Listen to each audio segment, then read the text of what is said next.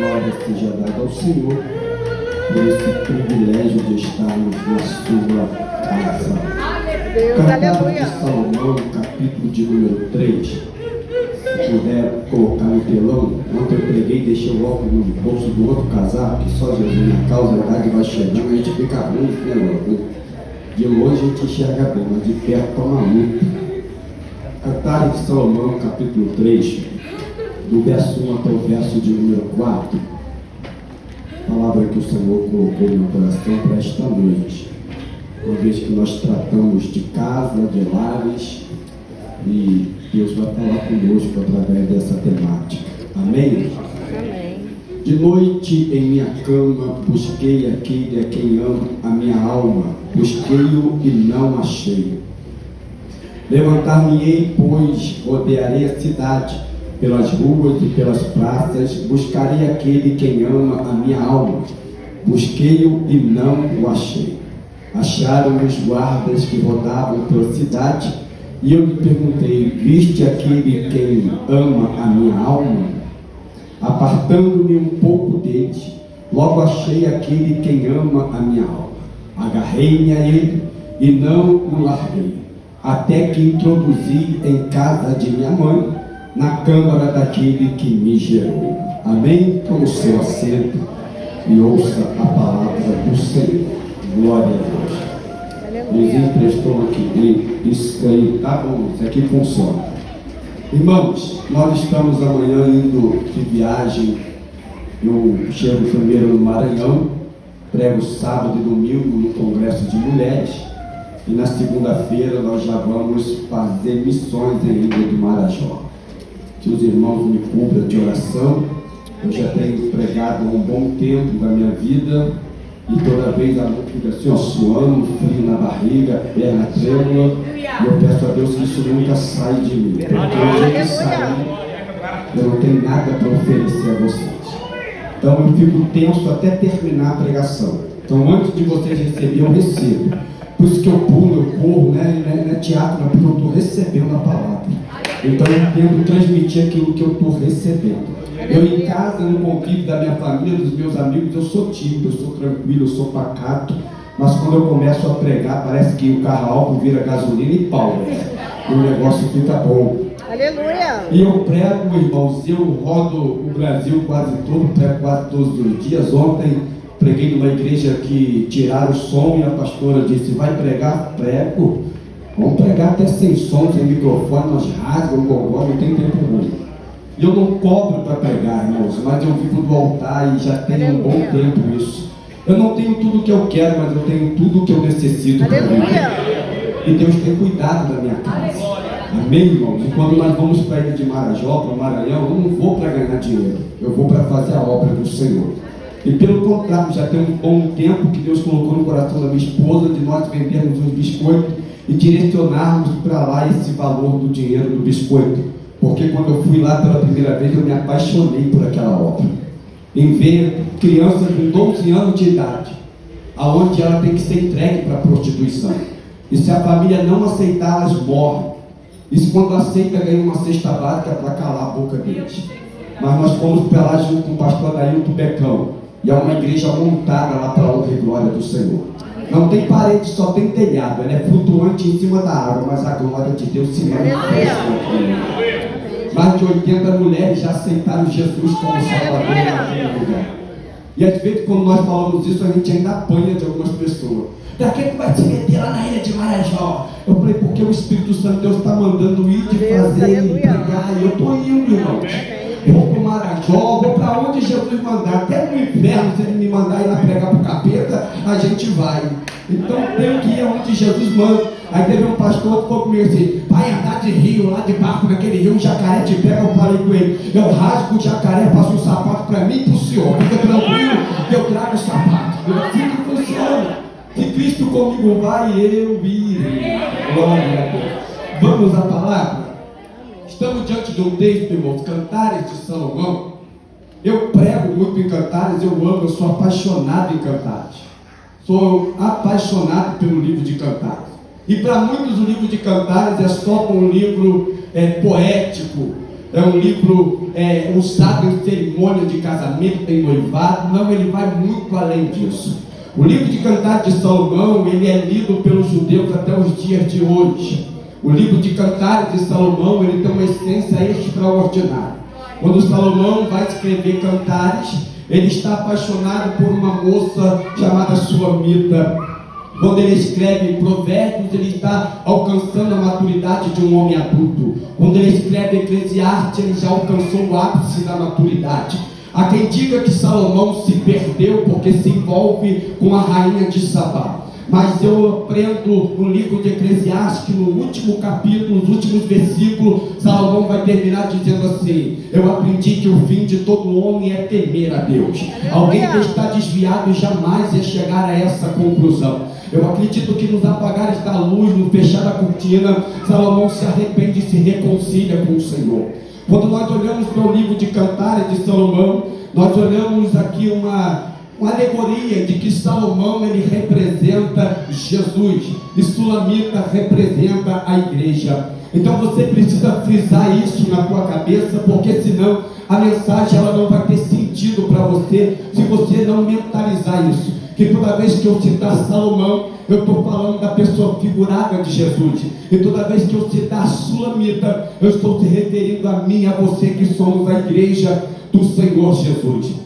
Quando nós olhamos o capítulo 1 até o verso de número 8, nós vamos ver um diálogo entre Sulamita e o esposo que é Salomão. Quando nós olhamos o capítulo 2, vamos ver o mesmo diálogo de Sulamita e Salomão. Mas no capítulo 3, o assunto, a conversa é monóloga. Agora é só a esposa quem vai falar, e não é mais Salomão. Quando eu olho do capítulo 1 até o verso 8, eu vou ver que Sulamita, ela está no palácio. Do verso 8 até o verso 15, eu vou ver Sulamita, ela está no banquete do rei. Quando eu pego do verso 15 em diante, eu vou ver Sulamita já dentro do seu quarto nupcial. Ela já vai estar no seu lugar de intimidade. Então entenda uma coisa: estar dentro do palácio é para os visitantes, estar no banquete é para os convidados, mas estar no quarto é só para quem é íntimo. Está entendendo isso? Então você precisa entender neste ambiente, em qual ambiente você está. Se você está no palácio, você é visitante. Se você está no banquete, você é um convidado. Mas se você já está no quarto, você é íntimo. Deixa eu ver quem está no quarto aqui. Deixa eu ver. O quarto fala de intimidade.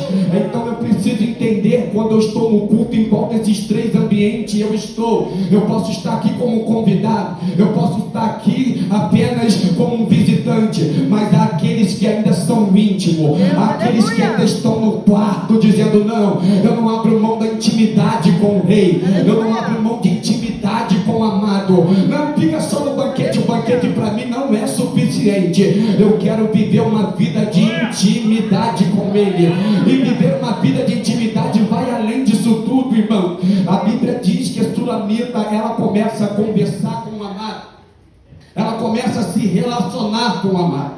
Quando nós chegamos no capítulo 3, que eu escolhi como base para ministrar sobre as nossas vidas, eu olho esse texto e eu fico apaixonado com ele, porque o texto diz que a Sulamita está no quarto e ela vai se deitar para dormir. O texto diz no verso 1 que quando ela acorda, ela procura o seu amado e ela não o acha. E ela disse: acordei, quando eu me levanto, quando eu me acordo, eu não acho o meu amado. Ele já não está mais na cama, ele já não está presente. Ou seja, a Sulamita não percebe quando o amado se retira, a Sulamita não percebe quando o amado sai do quarto, a Sulamita não percebe a ausência do amado. E é o perigo da igreja do século 21, é não perceber quando o amado sai, é não perceber quando o amado vai embora, é não ser mais sensível à presença do amado.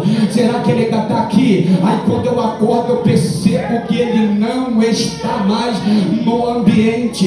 E o que eu preciso fazer quando esse momento chega? Eu preciso tomar uma atitude, eu preciso me despertar e pedir de volta ao amado a sensibilidade espiritual, porque a gente consegue dentro do ambiente perceber se o perfume é da Natura, do Avon, da Boticário, se o cabelo está esticadinho com pranchinha, com botox ou se não está, se a roupa que ele fez semana passada é a roupa de hoje. Mas eu não consigo ser sensível à presença do amado no culto.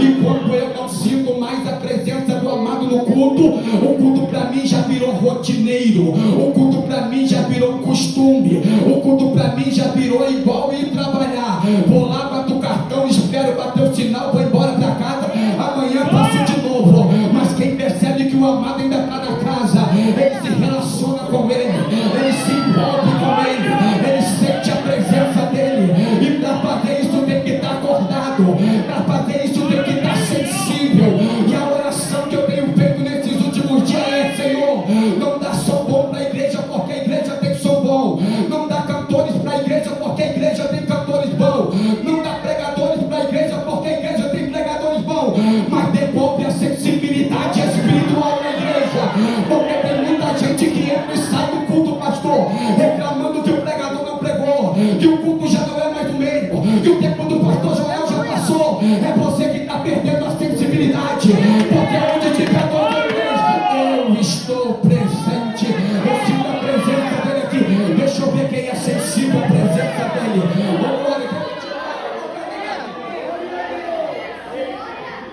Paulo vai escrever Romanos capítulo 13, dizendo que é para nós despertarmos do nosso sono. Aí eu olho para o livro do Gênesis capítulo 28, Jacó no deserto de Padarã, quando ele está sem rumo, sem esposa, sem casa, sem dinheiro, mas ele pega uma pedra, unge, faz ela de travesseiro, deita ali e dorme. O perigo é o sono, é quando o sono vem, o perigo é eu dormir. Porque quando eu durmo, eu entro no meu subconsciente, eu não consigo perceber o que está à minha volta. Está tudo acontecendo, mas eu não percebo porque eu estou dormindo. Então a culpa não é que está acontecendo, a culpa é que eu estou dormindo. E o que eu preciso fazer? Eu preciso acordar. Deus, aleluia! E Jacó está no deserto de Padarã, e quando ele deita ali, a escada que liga da terra até o céu, anjos que subiam e desciam, e Deus vai no ouvido de Jacó, diz: em ti serão benditas todas as famílias da terra.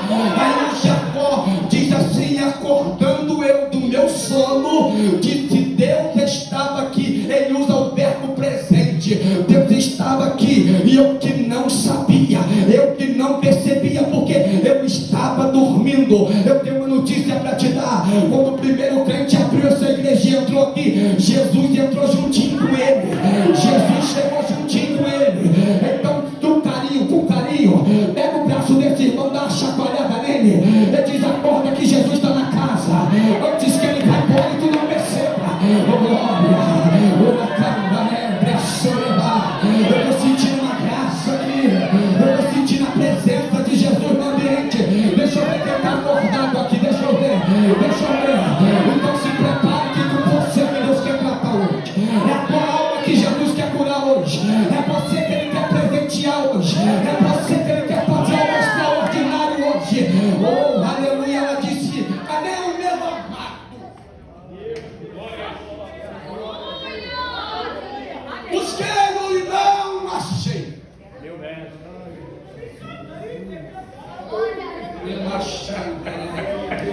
é santo, Jesus, aleluia! Glória, Obrigada, Jesus, aleluia!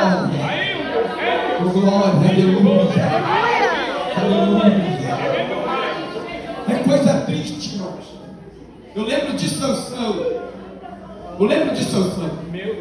Sansão é um tipo de um cara que recebeu unção e não sabia o que fazia com ela. Tem muita gente aí que Deus dá unção e ele não sabe o que faz com ela. Sansão era assim. Sansão usava a unção que Deus dava para fazer só burrada.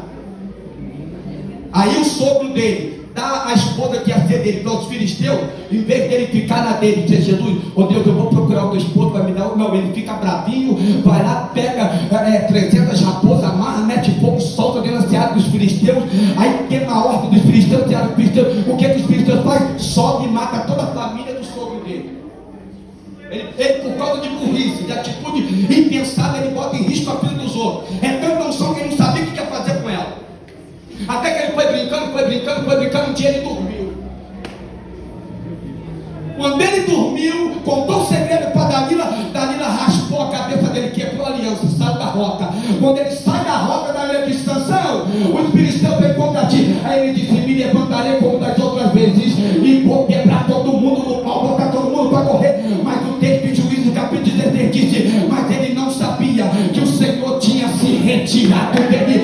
O Senhor saiu, o Senhor foi embora, e ele não percebeu a ausência do Senhor. Oh glória, aleluia.